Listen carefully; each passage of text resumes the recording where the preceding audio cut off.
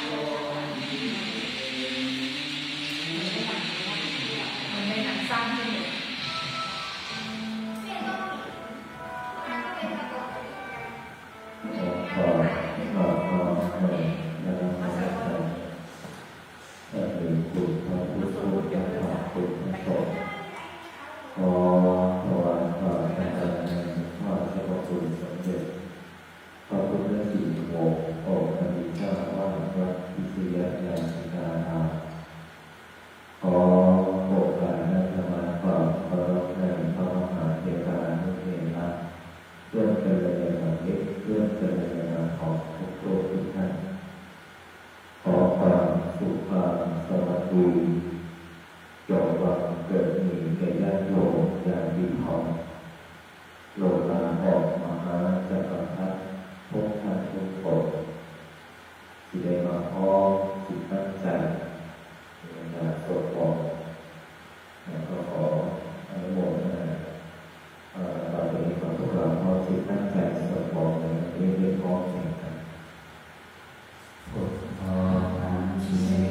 วิตัง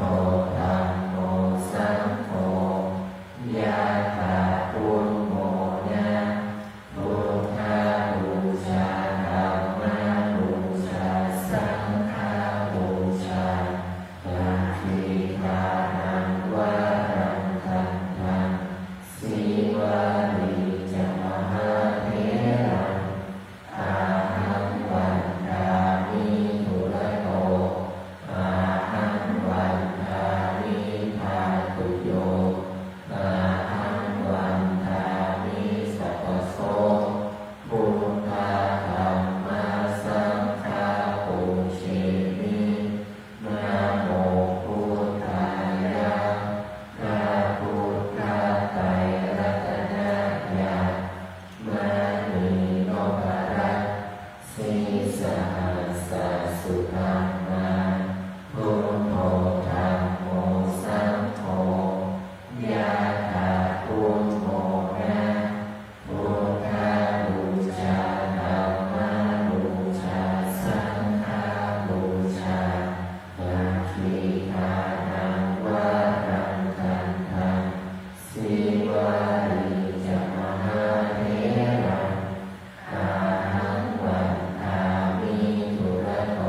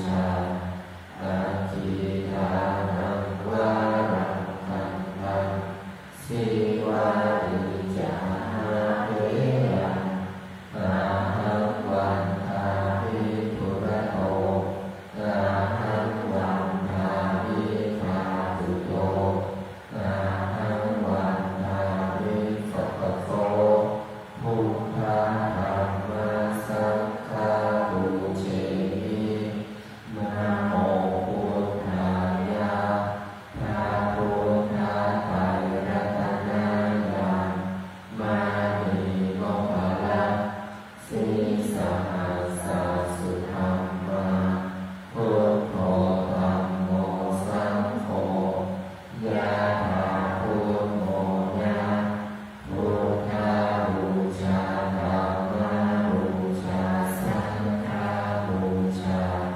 กัจจิตานังวารังคันธังสิวานิจมหาเถระอาหังวันตาวิทุระโตอาหังวันตาวิภาตุโยอาหังวันตาวิสัพพโสพุทธาธัมมาสังฆาปูเชมินะโมพุทธายะพระพุทธไตรรัตนญาณมานิโมปะระ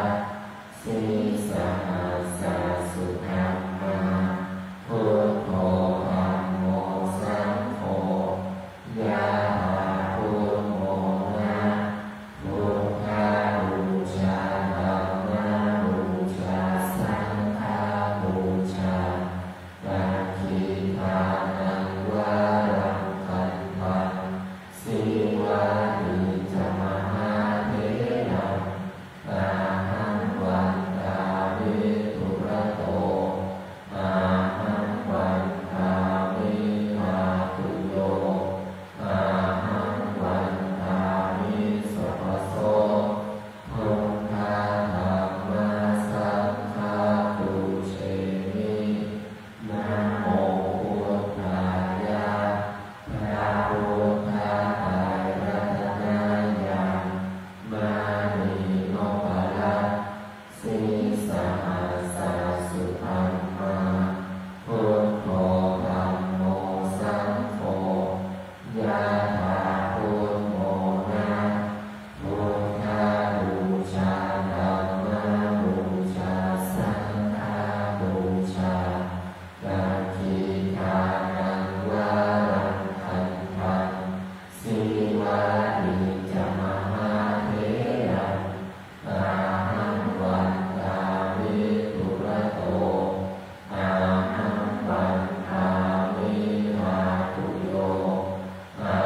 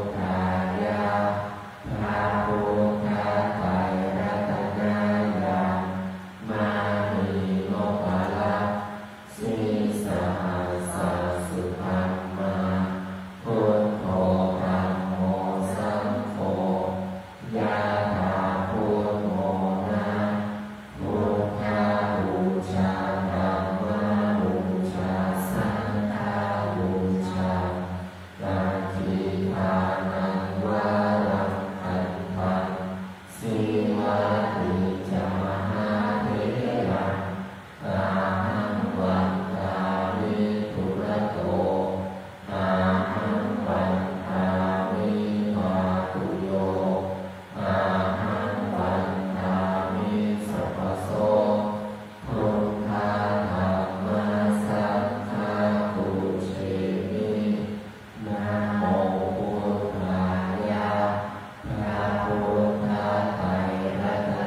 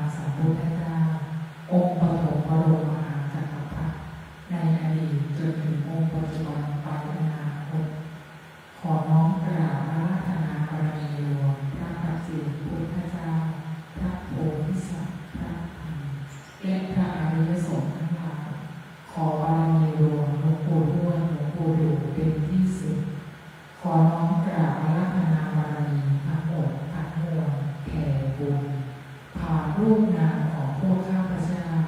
ไปทั่วภพภูมิต่างๆทั้งหลายทั่วทั้งสามแดนโลกธาตุ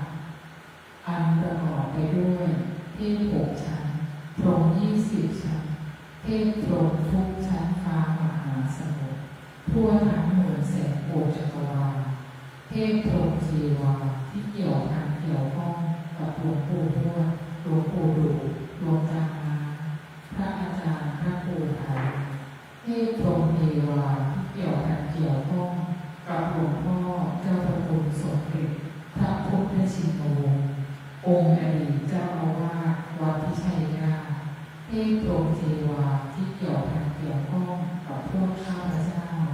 โดยตั้งแต่อดีตจนถึงปัจจุบันและอนาคตท่านปู่พระอินทร์เจ้าฟ้าท่านท้าวจตุมหาราชทั้งสี่พญายมราชพร้อมบริวารพระศรีสยามเทวาธิราชทุกพระองค์วีรกษัตริย์วีรบุรุษวีรสตรีทั้งหลายที่คอยปกป้องรักษาแผ่นดินสยามเหล่าทหารกล้าทั้งหลายโอปาติกาทั้งหลายพระฤาษีและนางบวชทั้งหลายศาลเจ้าพ่อหลักเมืองทุกจังหวัดพระเสื้อเมืองพระทรงเมืองพระสยามเทวาธิราชแม่พระธรณีแม่พระคงคาแม่พระโพธิ์ศพพญายมราชพร้อมบริวารองค์พระกสิทธิขันธ์มหาโพธิสัตว์เจ้าพญาครุฑพญานาคพร้อมบริวารองค์ปู่ท้าวเวสสุวรรณพร้อมบริวารเจ้าที่เจ้าทางเจ้าปู่แสงจันทร์เจ้าย่ามณีจันทร์พร้อมบริวารองค์เสด็จปู่พญางูเผือกพร้อมบริวารองค์ปู่สัตนาคราชพญามุจลินพร้อมบริวารองค์เจ้าปู่เจ้าย่านาคีนาคาทั้ง4 ตระกูลทั้ง9 พระองค์พร้อมบริวารองค์ปู่สุวรรณนาคราชแผ่ไปยังองค์ปู่วิรุฬปักโขนาคราชเจ้าย่านพเกศนาคีนีพร้อมบริวารองค์ปู่ทุกขสิกขีนาคราชพระแม่โสมานาคเทวีเจ้าย่าจามเทวีพร้อมบริวารองค์การนาคราชองค์วาสุกรีนาคราชองค์นันโทนันทนาคราชองค์พ่อขุนคำเมืององค์พ่อขุนเจือนธรรมนิกราชพร้อมบริวารตกพันชาวป่าหิมพานต์ชาวละเพและชาวเมืองบางบททั้งหลายสิ่งศักดิ์สิทธิ์ในสถานที่อันศักดิ์สิทธิ์ทั้งหลายที่พวกข้าพเจ้าได้เคยไปอธิษฐานไว้ขอหลวงปู่ดูได้โปรดเมตตาน้อมนำท่านทั้งหลายมาร่วมโมทนาพร้อมกันกับพวกข้าพเจ้านักการบัดนี้น้อมหลวงปู่แผ่บุญพารูปนามของพวกข้าพเจ้าไปยังทุกรูปลักษณ์ที่อยู่ในวัดป่าพุทธชินวงศ์สาราแห่งนี้รูปลักษณ์หลวงปู่รูปลักษณ์พุทธธรรมสังฆะและรูปลักษณ์เทพพรหมเทวาทั้งหมดแผ่ไปไม่มีประมาณไม่มีกลางวันไม่มีกลางคืนแผ่ไปอัตโนมัติตลอดการเวียนว่ายตายเกิดของข้าพเจ้าทุกภพทุกชาติน้อมหลวงปู่มิ่งตาครอบวิมานแก้วตั้งกองบุญตั้งเจดีย์บุญไว้ที่แห่งนี้ให้ใครก็ตามที่มาขอพรมาอธิษฐานขอหลวงปู่มิ่งตาให้ทุกรูปทุกนามสมปรารถนาในสิ่งที่อธิษฐานจนถึงที่สุดของคำอธิษฐานคำปรารถนาขอน้อมกำลังหลวงปู่สถิตในดวงจิตของข้าพเจ้าขอน้อมกำลังจักรพรรดิสถิตในดวงจิตของข้าพเจ้าขอน้อมสมบัติจักรพรรดิจงบังเกิดขึ้นแก่ข้าพเจ้าและผู้ที่ช่วยเหลือเพื่อกูลข้าพเ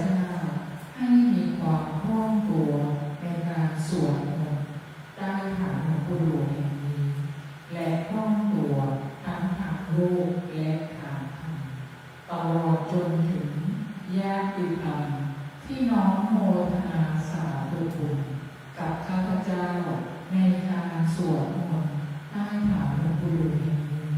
นับตั้งแต่วินาทีนี้เป็นต้นไปจนกระทั่งถึงที่สุดของคำอธิษฐานคำปรารถนาขอน้อมโมทนาสาธุบุญกับผู้ที่มีส่วนในการร่วมสร้างวัดป่าพุทธชินวงศารามแห่งนี้ทุกบุญขอน้อมโมทนาสาธุในบุญกับพระอาจารย์พระโพไทยทุกบุญขอหลวงปู่มิ่งตาประทานสมบัติจักรพรรดิให้แก่ผู้ที่มีส่วนร่วมสร้างรูปลักษณ์เทพพรหมเทวารูปลักษณ์หลวงปู่รูปลักษณ์หลวงตา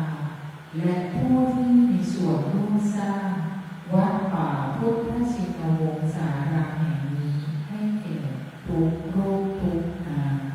ขอหลวงปู่ปลอบพลังงานปลอบธาตุขันธ์